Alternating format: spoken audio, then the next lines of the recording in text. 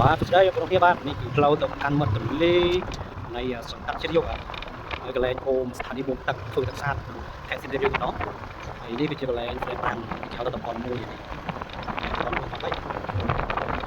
តំបន់3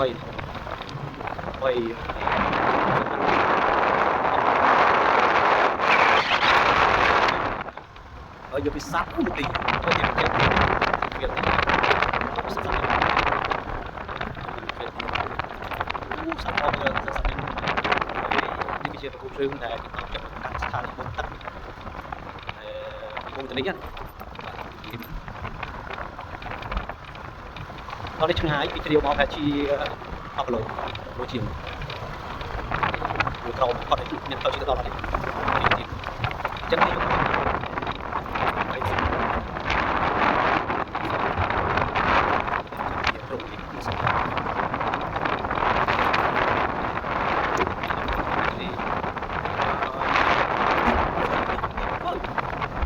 ហើយវាដើមឈើដើមអាយុនេះ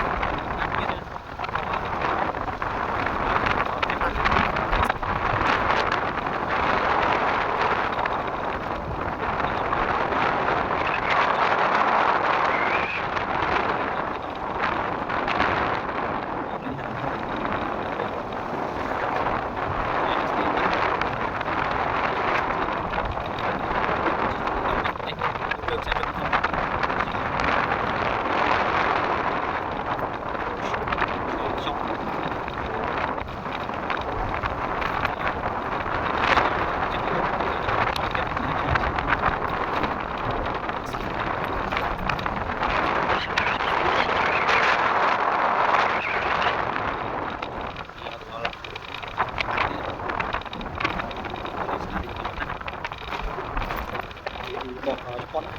อยู่ลายชายกาไม่ยังเป็นเราติดมันก็นี่ฉันจะโจทย์อะไรกูไม่โอ้แล้วก็ใส่สักดูก็ตอนลิ้นไม่เข้า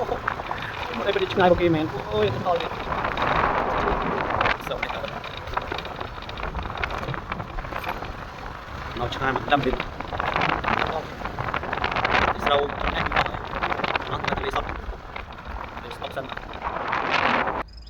បាទស្រីមកទាំងគ្នាបាទនេះគឺជាស្ថានីយ៍បូមទឹកធ្វើទឹកស្អាតសម្រាប់ក្រុងសៀមរាបហើយយកគីបូមពីទន្លេទៅហើយឆ្ងាយចម្ងាយ15គីឡូពីចម្ងាយជិត10គីឡូមិន15ទេ10គីឡូពីកន្លែងស្ថានីយ៍របស់គេហើយកន្លែងនេះគឺមាត់ទន្លេបាទមាត់ទន្លេបងអាចមើលឃើញនេះគឺមាត់ទន្លេហើយខេបប្រាំងទឹកស្រកអស់ហើយកន្លែងនេះគឺកន្លែងបក់ត្រីគាត់នេះគាត់បក់ត្រីបានមកគាត់ដែរហើយយើងមើលនេះមាត់ទន្លេខេបប្រាំងបាទគឺថារិញអស់ហើយតាមនេះខេបភាសាអាចទឹកជម្រៅ 4-5 ម៉ែត្រដែរយើងមើលនេះបាទហើយលើស្ថានីយ៍បូមទឹកនេះគឺបូមមិនចេះខ្វះទេបាទបូមពីទន្លេចេញទៅបាទធ្វើទឹកស្អាតចែកចាយពេញក្រុងសៀមរាបនេះបាទហើយជាអង្គការរបស់ចាយការនេះធ្វើនេះទៅនោះវិញហើយទីស្នាក់ការគេនៅជ្រាវនឹងឯងនៅទំនប់78បាទនេះ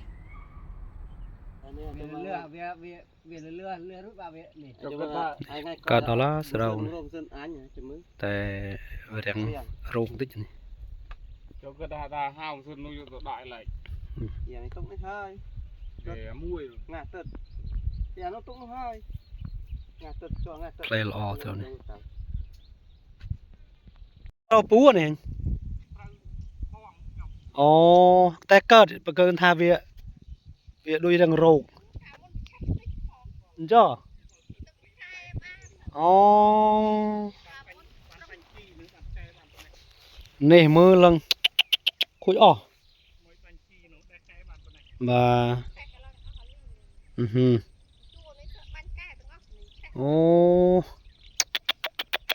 ស្រោនេះកើតមិនធម្មតាទេនេះបើសិនកុំខូចនេះមហាត់ចូល 5-6 តោននោះស្រោនេះ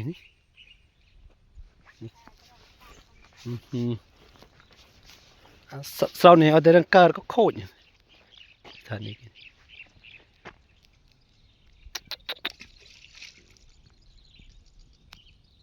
lo lắm sau tôi đang đạp